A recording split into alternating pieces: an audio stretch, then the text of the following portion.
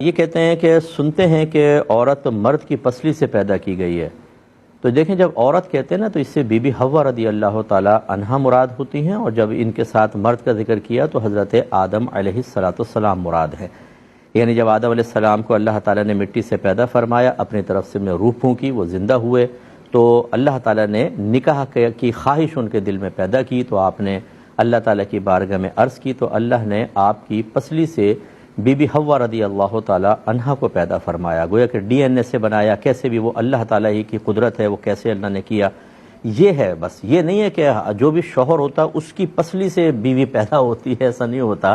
لازم بات ہے کہ عورت اپنے ماں باپ سے پیدا ہوتی ہے، مرد اپنے ماں باپ سے پیدا ہوتا ہے، پھر ان کی آپس میں شادی ہوتی ہے، تو پسلی سے کہاں پیدا ہوئی؟